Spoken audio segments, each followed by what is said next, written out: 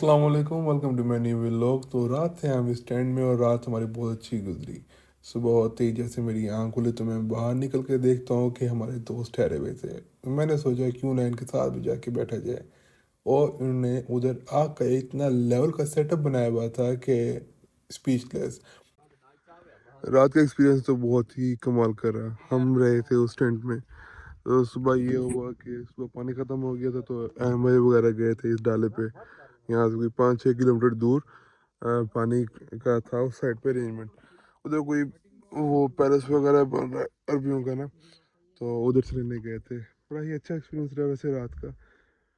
बस इश्यूज ये थे कि जो टैंक के नीचे वाली सरफेस थी वो थोड़ी सी अनइवन सी थी।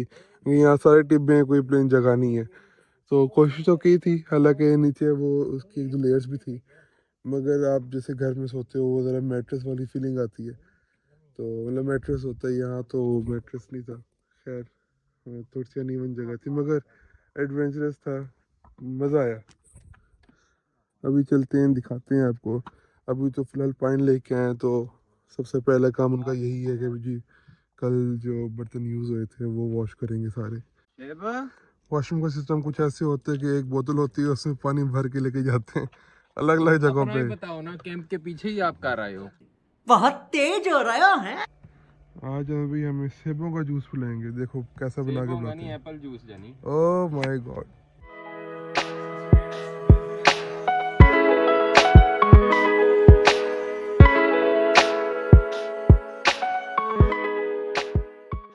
इनको देखें जी, सेब काटने की रेस लगा रहे हैं। एमवी कितने काटने हैं आपने? 5? आधा तो नीचे गिरा दिया। ये ऐसे ही कर रहे हैं, चीटिंग कर रहे हैं। ये चीटिंग कर रहे हैं। एप्पल जूस के बाद ममून भाई ने कहा मैं आपको चीज़ ऑमलेट खिलाता हूँ। लग नहीं रहा था, मगर ममून भाई ने कर दिखाया। पहले तो मैं बहुत परेशान हुआ कि यार ये चीज़ कैसे डाल रहे हैं। फिर मैंने अपनी सराउंडिंग में देखा और मैंने कहा इट्स ओके, क्योंकि डेजर्ट में ऐसा ही होता है।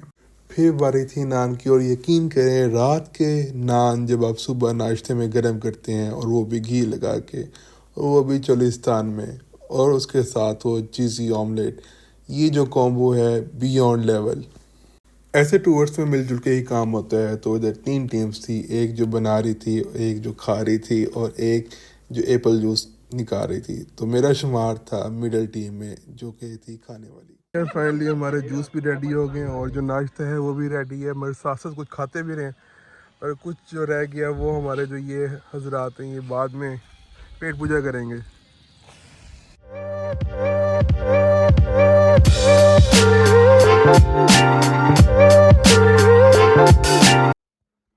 हर चीज़ का अपना लेवल था, मगर जो इसका लेवल है ना सेब के जूस का, एप्पल जूस, थैंक यू भाई। सुपर। नाश्ता करने के बाद हम सब ने अपनी तैयारी शुरू की, क्योंकि हमारा प्लान था कि हम सुबह अर्ली इन दी मॉर्निंग नाश्ता करके निकलें। मगर हम लेट हो गए, क्योंकि हम रात काफ़ी देर तक जागते रहे थे। तो एहसन भाई और उनके कुछ दोस्त जो जिनका पहले भी कुछ एक्सपीरियंस था और वो काफ़ी दफ़ा कैंपिंग कर चुके थे, उन्होंने कैंप उतारना शुरू किया। कैंप उतारना मुश्किल है एज़ कम्पेयर टू लगाना। ये जी हमारा फाइनल स्टेप है। जब हम पैक करते हैं तो ऐसे करना पड़ता है, सारी हवा निकालनी पड़ती है। ये जो टेंट होते हैं ये एयर टाइट होते हैं, और ये काम बहुत ज़रूरी होता है।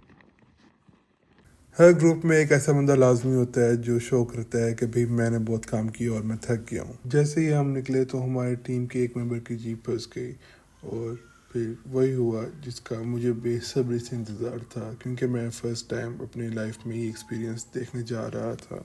उसके बाद अहमद भाई ने अपनी लाइन कुदर से एक बहुत ही लेवल की रोप निकाली, जो कि मैं फ़र्स्ट टाइम देख रहा था। और इसकी देखने से इसको आइडिया हो रहा था कि ये बनी ही इस पर्पज़ के लिए है, क्योंकि इसकी फिनिशिंग बहुत कमाल की थी और ये बहुत ही मोटी थी।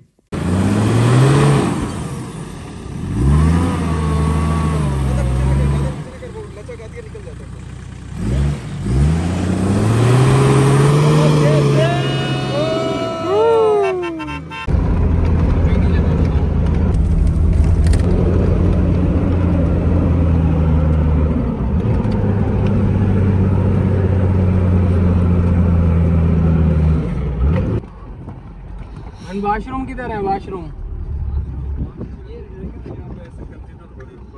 सही चल रहा है। पीछे भी थे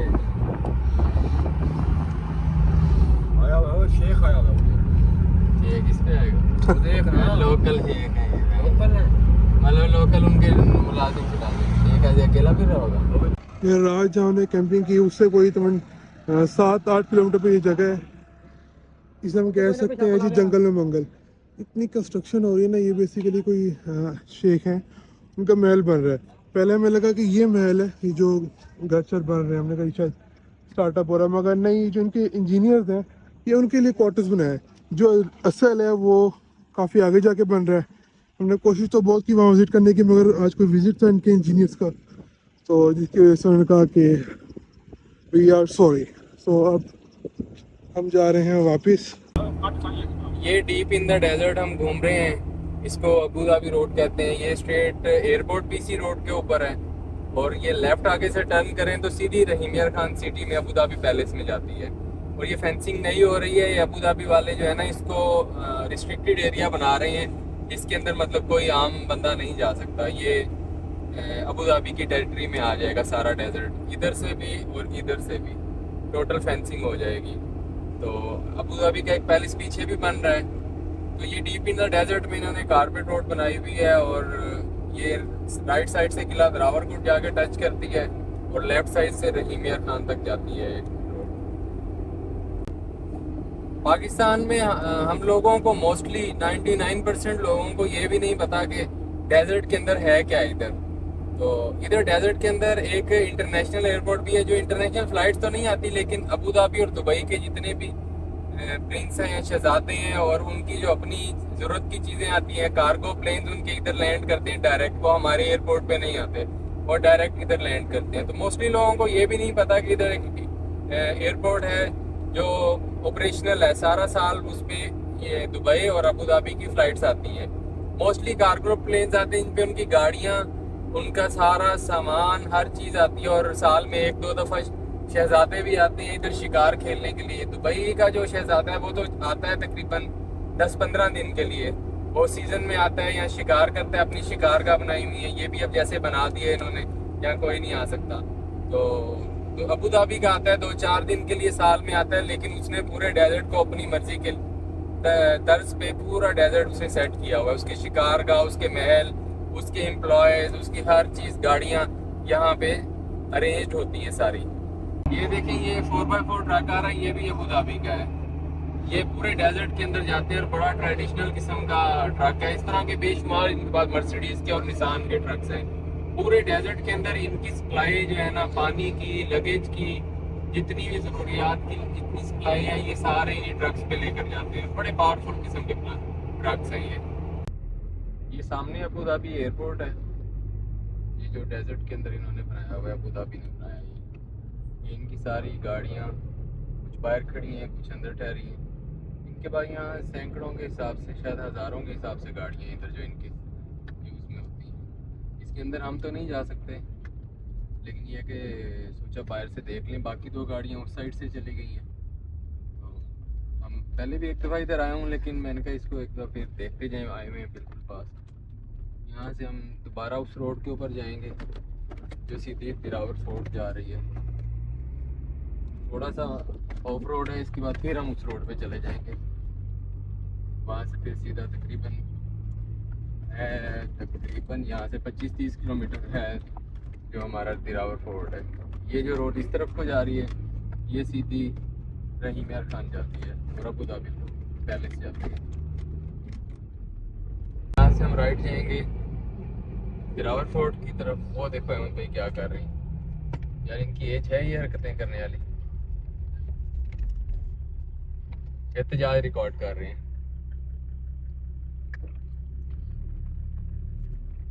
और ये साइड जो जा रही है, ये जा रही है अबू धाबी फोर्ट की तरफ।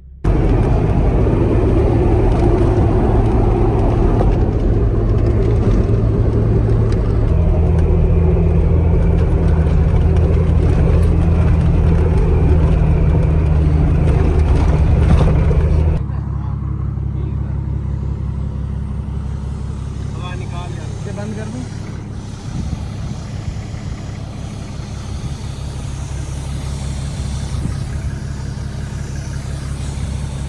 भाई हवाएं है निकाल रहे हो? हाँ जी, क्या वजह, क्या लॉजिक है इसकी? ये दानियल भाई डेजर्ट में जो रेत में है ना, वो हवा आपको 20 PSI जो है वो रखनी पड़ती है। इससे अगर ज़्यादा हो तो गाड़ी इंजन लोड लेता है। अच्छा, हाँ जी, तो अगली वाली में भी कम करेंगे या बस इसमें ही करना है? नहीं सारों की काम करेंगे। सारों में। ये जी खाकवानियों का कैंप, देखने में तो महल लगता है मगर है ये कैंप।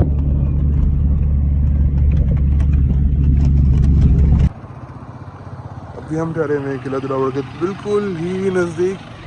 ये जो झाड़ी है इसके बिल्कुल बैक साइड पे किला दिलावर है, और अभी इधर ठहरे हुए हैं। फिलिस्तान में जो फ्यूल रिफिलिंग है वो कुछ ऐसे होती है, और शॉप होती है एक सिंगल सी, उधर से फिर आप रिफिलिंग करते हैं।